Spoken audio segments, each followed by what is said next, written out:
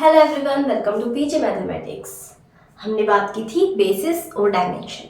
Basis क्या होता है, डायमेंशन क्या होती है, ये हमने देखा था। और मैंने नोट करके दो स्टेटमेंट्स लिखाए थे बेसिस पे कि बेसिस जो होता है मैक्सिमम एलआई सेट होता है, यानी उससे बड़ा कोई सेट यदि हम उस वेक्टर स्पेस में से कोई सेट लेंगे बेसिस से बड़ा, जिसमें यदि एक हम सिंगल एलिमेंट और ऐड कर दें तो हमारा वो सेट हो जाता है एलडी, लीनियरली डिपेंडेंट। तो basis maximum LI linearly independent set होता है। इसके साथ ही देखा था सबसे छोटा स्पानिंग सेट होता है उस वेक्टर स्पेस का, यानी कि जो हमारा बेसिस है वो वेक्टर स्पेस को, ऐसा सेट जो वेक्टर स्पेस को स्पान कर दे, यदि उन सब सेटों में सबसे छोटा सेट है तो वो है हमारा बेसिस। ठीक है, यानी वो सबसे छोटा होता है, मिनिमल सेट होता है। इसके बाद दो और नोट है वो लिखने हैं हमें। दो और नोट है, जैसे पहला था हमारा मैक्सिमम एलआई सेट होता है। मैक्सिमम एलआई सेट होता है, ये हमने पढ़ा था। तो इसका मतलब इससे छोटे सेट तो एलआई होंगे ही, सबसेट तो एलआई सेट का सबसेट हमेशा एलआई होता है, लेकिन सुपर सेट का हम कह नहीं सकते। तो मैक्सिमम है यानी इससे बड़ा तो एलआई नहीं होगा। ठीक है, तो सबसे पहले देखिए, यदि हमारे पास कोई एलआई सेट है, किसी वेक्टर स्पेस से कोई एलआई सेट है, हम उसमें कुछ एलिमेंट्स ऐड करते जाएंगे। देखेंगे एलआई एलआई ऐसे एलिमेंट जो उसे लीनियरली डिपेंडेंट ना बनने दे, तो हम ऐसे एलिमेंट्स को उसमें ऐड करते जाएंगे और हम देखेंगे कि हम बेसिस तक पहुंच सकते हैं, क्योंकि बेसिस भी एलआई है और जो हम सेट ले रहे हैं वो भी एलआई है। तो यानी एवरी एलआई सेट, जो हमारा एलआई सेट है उसको हम कहाँ तक ले जा सकते हैं, बेसिस तक ले जा सकते हैं। ठीक है, और जो हर एलआई सेट होगा वो बेसिस का सबसेट ही होने वाला होता है हमेशा। ये चीजें जब आप बेसिस और डायमेंशंस, बेसिस कभी निकालोगे वेक्टर स्पेसिस का या किसी क्वेश्चन में, तो आपको समझ आएगा। तो लिखिए, every LI set of vector, every li set of vectors, vectors इसलिए क्योंकि हम सारी चीजें वेक्टर स्पेस में बात कर रहे हैं, और वेक्टर स्पेस का जो सेट होता है हमारा, वो उसमें जो एलिमेंट्स हैं वो सारे वेक्टर्स होते हैं। तो every li set of vectors can be extended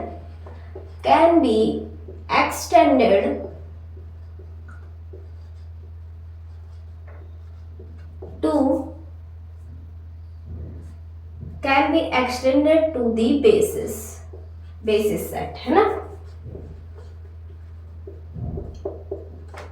जितने भी एलआई सेट होंगे वो बेसिस के तो सबसेट ही होंगे, ये तो हम जानते ही हैं। और जब फिर वो छोटे एलआई सेट है उन्हें हम एक्सटेंड करके कुछ उनमें ऐड करके बेसिस तक ला सकते हैं। तो ये हमारा स्टेटमेंट कह रहा है। सेकंड स्टेटमेंट क्या कहता है? सेकंड स्टेटमेंट हमें कहता है कि जो स्पानिंग सेट है, सबसे जो बेसिस है वो सबसे छोटा स्पानिंग सेट होता है, ये हम जानते ही हैं। लेकिन इससे बड़े जो सेट है जो स्पान करेंगे बेसिस में कुछ और एलिमेंट डालेंगे, वो भी तो स्पान ही करेंगे। जैसे कल हमने एग्जांपल देखा था S1 S2 S3 और इधर S4 लिखा था, तो S4 था वो बेसिस का सुपर सेट था, ठीक था। या फिर हम कह सकते हैं उस वेक्टर स्पेस का स्पानिंग सेट तो था, स्पान तो हो रहा था, उस वो बेसिस की कंडीशन को उसने क्यों फेल किया? क्योंकि वो एलआई सेट नहीं था।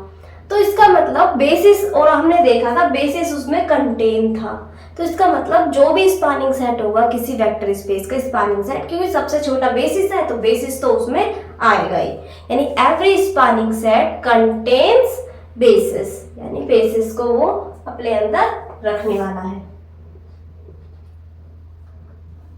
एवरी स्पानिंग सेट कंटेन्स ए बेसिस, और ये भी बताया था बेसिस तो बहुत सारे हो सकते हैं किसी भी वेक्टर स्पेस के। एवरी स्पानिंग सेट कंटेन्स ए बेसिस। तो ये दो स्टेटमेंट है ये भी आपको याद रखने हैं। इसके बाद मैंने आपको बताया था डायमेंशन का, जैसे तो डायमेंशन क्या हो रही थी हमारी कि डायमेंशन थी वेक्टर बेसिस में कितने एलिमेंट्स हैं, वो हमारी थी डायमेंशन। और यदि ये भी मैंने शायद आपको बता दिया था, दोबारा से रिवाइज करते हैं, यदि डायमेंशन किसी वेक्टर स्पेस की फाइनाइट है, फाइनाइट नंबर है, तो हम कहेंगे कि जो वो वेक्टर स्पेस है वो फाइनाइट डायमेंशनल वेक्टर स्पेस है। कैसा वेक्टर स्पेस है? फाइनाइट डायमेंशनल वेक्टर स्पेस है। तो ये भी याद रखना, डायमेंशन किसी की फाइनाइट है तो वो फाइनाइट डायमेंशनल वेक्टर स्पेस है। अब हम कुछ एग्जांपल लिख लेते हैं, स्टैंडर्ड एग्जांपल, जिनके कुछ बेसिस भी बता देती हूँ और बेसिस के साथ साथ मैं उनके बता देती हूँ आपको डायमेंशन जो आपको याद रखने हैं। उनके हेल्प से हम बड़े बड़े एग्जांपल्स को सोल्व कर पाएंगे आराम से, तो वो आपको हमेशा याद ही रखने हैं।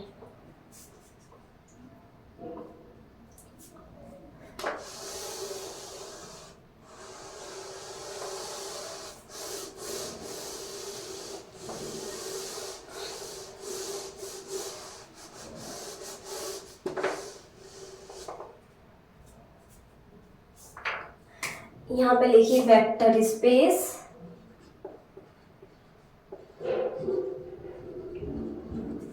यहाँ पे लिखिए उस वेक्टर स्पेस का बेसिस लिखते हैं हम, एक टेबल टाइप बना लेते हैं, यहाँ पे उसकी डायमेंशन, यहाँ पे उसकी हम डायमेंशन लिखेंगे, एक टेबल बना लेते हैं। सबसे पहला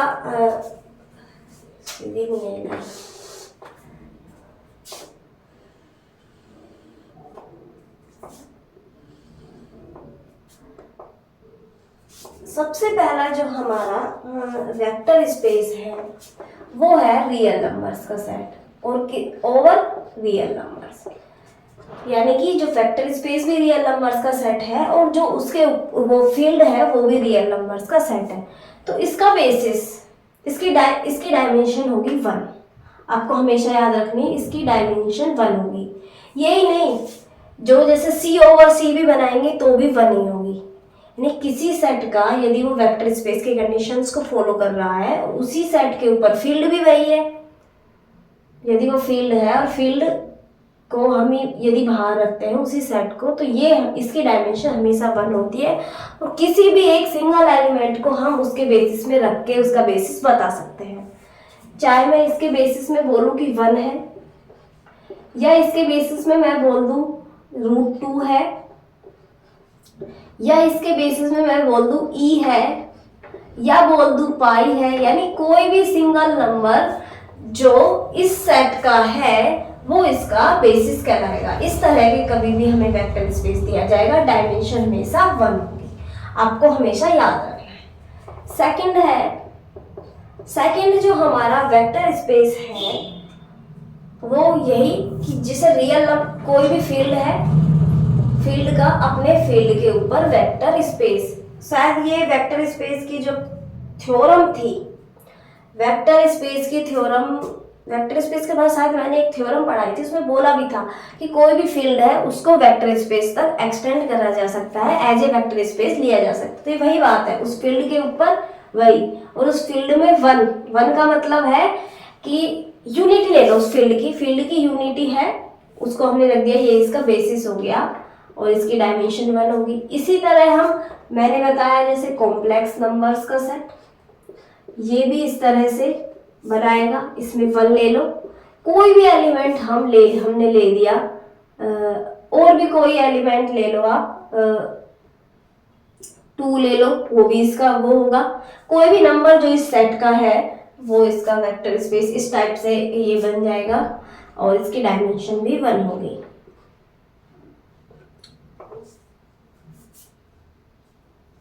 क्योंकि देखिए यहाँ पे आप ये सोच रहे होंगे कॉम्प्लेक्स नंबर, यदि कोई कॉम्प्लेक्स नंबर आयोटा भी लेते हैं तो रियल लाने के लिए अब हमारे पास फील्ड भी तो कॉम्प्लेक्स नंबर्स का सेट है, हम फील्ड से भी किसी एलिमेंट को हम मल्टीप्लाई करके आराम से ला सकते हैं। तो यानी यहाँ पे कोई कॉम्प्लेक्स नंबर भी रखेंगे तो हमारा फील्ड बन जाएगा। 4th एग्जाम्पल लिखिए, 4th है R² ओवर R, यानी कि जो हमारा वेक्टर स्पेस है उसकी तो हो गई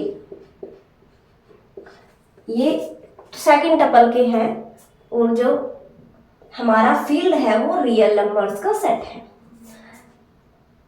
इसकी डायमेंशन 2 होगी, ध्यान रहे इसकी डायमेंशन होगी 2। तो यानी बेसिस में आएंगे 2 एलिमेंट्स। बेसिस में क्या आएंगे? 2 elements.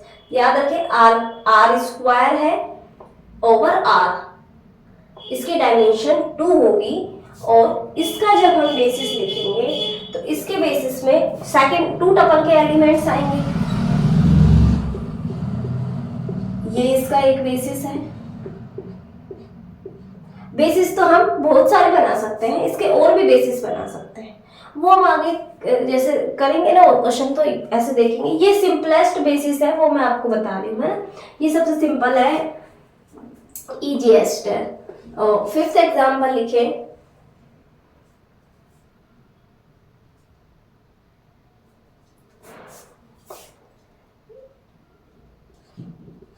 Fifth example c² over c। वही डायमेंशन तो इसकी भी 2 ही आने वाली है भाई। ये भी बेसिस है इसका, आराम से ये बेसिस फॉर्म करेगा। इसके साथ इसके अलावा ये तो है ही, इसके अलावा एक और बेसिस लिख देती हूँ, iota comma 0 comma 0 comma iota. ये भी एक बेसिस है भाई इसका।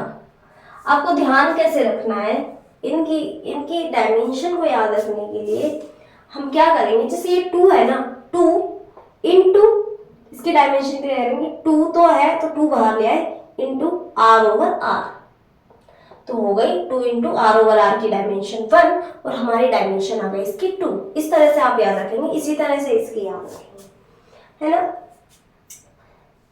अगला लिखेंगे c ओवर r। अब थोड़ा कंफ्यूजन होगा आपको, c ओवर r।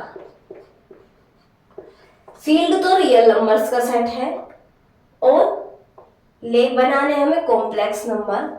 इसकी डायमेंशन भी 2 होने वाली है, इसकी डायमेंशन भी 2 होने वाली है। कैसे? मुझे एलिमेंट बनाना है 1 प्लस आयोटा, 1 प्लस आयोटा, तो क्या सिंगल 1 से बन सकता है? नहीं बन सकता। यह सिंगल आयोटा से बन जाएगा? नहीं बनेगा, क्योंकि आयोटा को हम 1 बनाने के लिए हमारे पास सिर्फ रियल नंबर्स ही है मल्टीप्लाई करने के लिए नहीं है, तो इसलिए हमें 1 और आयोटा दोनों को रखना पड़ेगा। फिर हम उन्हें अलग अलग नंबर से मल्टीप्लाई करके ऐड करके c का कोई भी नंबर बना देंगे। तो इसका बेसिस क्या होगा? 1 कोमा आयोटा, 1 और आयोटा। इसके अलावा और भी कुछ बना सकते हैं हम, तो ये सिंपलेस्ट बेसिस है। इसके अलावा नेक्स्ट हम वेक्टर स्पेस की बात करते हैं, c² ओवर r। अब आप बता सकते हैं कि इसकी डायमेंशन क्या करेंगे, 2 आगे इंटू c ओवर r की डायमेंशन 2 इंटू इसकी डायमेंशन कितनी है 2 इंटू 2 डायमेंशन आ गई इसकी 4।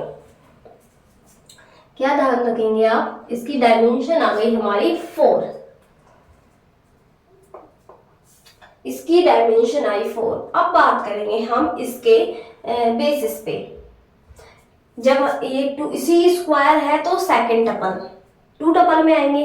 अब 2 पोजीशंस हो गई, हमें 2 पोजीशंस पे लेके आना है, 1 भी लाना है आयोटा भी, और हमारे पास फील्ड सिर्फ रियल नंबर्स का है, तो हम क्या करेंगे, एक बार 1 वाला भी रखेंगे और एक बार आयोटा वाले भी रखेंगे। तो क्या होगा इसका बेसिस, इसके बेसिस में आएंगे 1 comma 0 0 comma 1, iota comma 0 0 comma iota, ये आएंगे इसके बेसिस में। फिर नेक्स्ट 8th एग्जाम्पल लिखिए, r over q। r over q field हमारा है कहां से, q क्या है, रैशनल नंबर्स का सेट है और ये रियल नंबर्स का सेट। अब आप नोटिस करने की बात है, Q है हमारा काउंटेबल सेट, Q कैसा है, काउंटेबल सेट, और R है अनकाउंटेबल सेट। कि कोई भी वेक्टर स्पेस कोई यदि अनकाउंटेबल है और काउंटेबल उसके अंदर फील्ड है तो उसकी जो डायमेंशन हमें होगी हमेशा अनकाउंटेबल होगी, अनकाउंटेबल होगी। और उसका बेसिस में हर वो एलिमेंट आएगा, हर वो एलिमेंट आएगा जो हमारे क्यू के एलिमेंट्स को मल्टीप्लाई करने से हम मल्टीप्लाई कर पा रहे हैं, आर के हर एलिमेंट्स को बनाने में अलग अलग हमें देगी। सबसे पहले 1 आएगा इसमें, ठीक है भाई। अब 1 से हम क्यू में तो कैसे नंबर आते हैं, या तो फ्रैक्शन वाले आते हैं या फिर जेड पूर्णांक इंटीजर्स आते हैं, है ना। तो इससे हमारा 2, 3, 4, 5, 6 या फिर नेगेटिव साइड और 1/2, 1/3, 1/4, 2/5 इस टाइप के बन जाएंगे। लेकिन आर में तो √2 भी है। अब √2 कैसे आएगा, 1 से नहीं आएगा ना, तो यहाँ पे हम √2 के लिए आए। √3 वाले आ जाएंगे क्या इसमें सिर्फ क्यू वाले एलिमेंट्स को मल्टीप्लाई करके नहीं आएंगे। √3 भी चाहिए भाई हमें, तो √3 भी चाहिए। अब √5 वाले, √7 वाले, जितने भी प्राइम नंबर्स आते जाएंगे ऐसे, और भी जो नंबर्स हैं जिनका रूट एक इंटीजर नहीं है उन सब में दिक्कत आएगी। या भाई सभी के सब इसमें आने वाले हैं, सबके सब इसमें आने वाले हैं, तो इसका मतलब अनकाउंटेबल इसकी हो गई हमारी डायमेंशन। बेसिस इसका शायद कोई नहीं पूछेगा, हाँ डायमेंशन याद रखनी है आपको हमेशा। Next example C over Q। भाई जब R over Q की डायमेंशन अनकाउंटेबल है, C में तो आयोटा वाले और लेने पड़ेंगे हमें, यानी इसके साथ हमें फिर आयोटा, √2 आयोटा, √3 आयोटा, √5 आयोटा, ये सब भी लेना पड़ेगा। तो इसका बेसिस तो इससे भी बड़ा होने वाला है तो वो भी अनकाउंटेबल। कैसा सेट है, अनकाउंटेबल सेट हो गया। और इसका बेसिस मैंने जैसे बताया 1 √2 इस टाइप के तो हैं, आयोटा, √2 आयोटा इस टाइप से और आ जाएंगे इसमें, तो अनकाउंटेबल हो गया। तो आपको एक तो ये याद रखना है, कोई भी यदि फील्ड हमारा फाइनाइट है या काउंटेबल फील्ड हमें दिया गया है और वेक्टर स्पेस है वो हमारा अनकाउंटेबल है, ये काउंटेबल है, क्यों ये अनकाउंटेबल है, तो हमेशा याद रखना है डायमेंशन उस वेक्टर स्पेस की अनकाउंटेबल होगी। ये एक रिजल्ट भी है, आप याद कर सकते हैं। Dimension of uncountable set over countable field, dimension of uncountable set या uncountable vector space over countable field is uncountable, यानी कि काउंटेबल जो है हमारा फील्ड है, अनकाउंटेबल वो सेट है जिसे हम वेक्टर स्पेस बना रहे हैं, वो कैसा है हमारा, उसकी जो डायमेंशन होगी, जो वेक्टर स्पेस फॉर्म होगा उस वेक्टर स्पेस की डायमेंशन हमेशा अनकाउंटेबल होगी। ये थे हमारे कुछ एग्जांपल्स। इसके बाद हम नेक्स्ट क्लास में करेंगे आगे की बातें, जो कुछ रिजल्ट होंगे या फिर कुछ यदि मुझे एग्जाम्पल कराना होगा कोई, तो एग्जाम्पल वगैरह वो हम नेक्स्ट